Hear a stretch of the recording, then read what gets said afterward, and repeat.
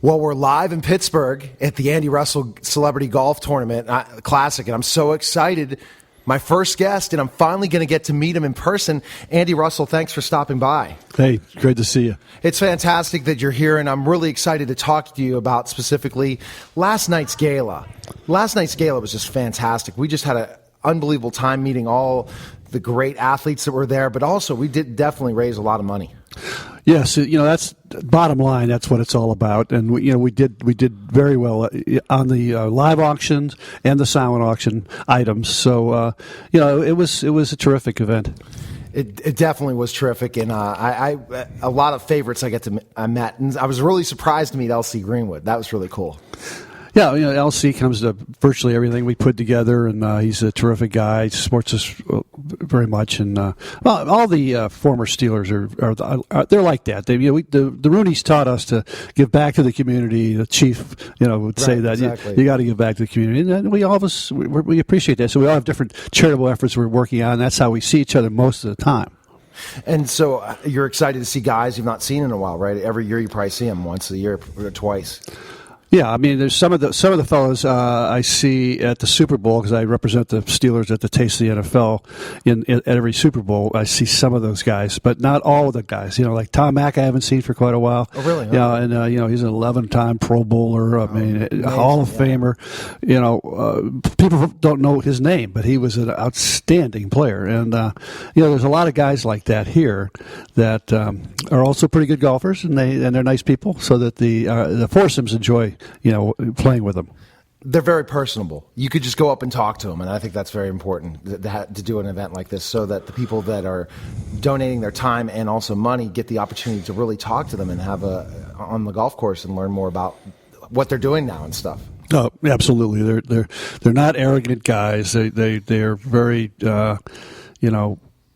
outward going and like to meet people and make friends, and so they're terrific guys.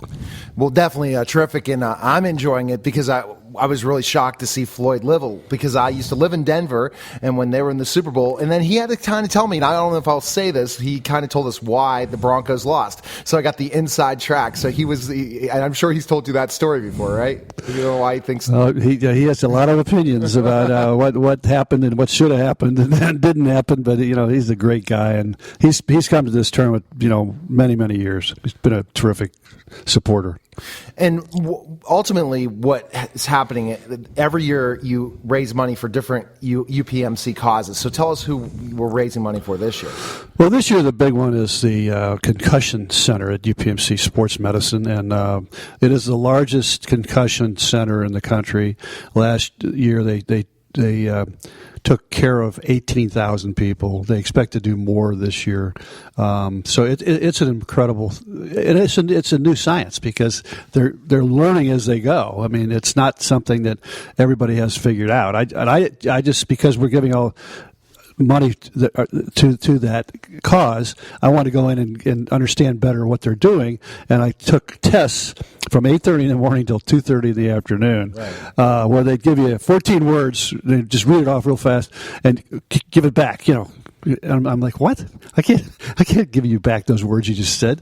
So it's kind of interesting. So they test you to see how your brain works on long-time memory, short-term memory, and then they don't. At the end of the day, they said, well, we can't really say whether I had 10 concussions I can remember, probably another 10 I can't, but they said we can't really blame the football on what's going on in your brain because I did well on certain things and badly on other things, and it was interesting. Well, I think it's interesting because people get concussions, they're out for 3 or 4 weeks, and when I was a professional wrestler, I know I've had a lot of concussions. So we'll see because different things with chairs hitting me on the head and trash cans and everything in between.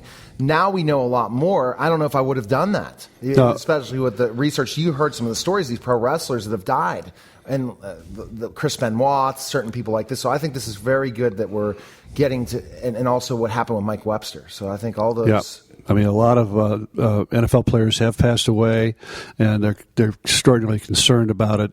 It's a violent game, and I don't believe in cheap shots. I don't think if you come free on a blitz, you shouldn't hit the quarterback in the back of the head. That's a cheap shot.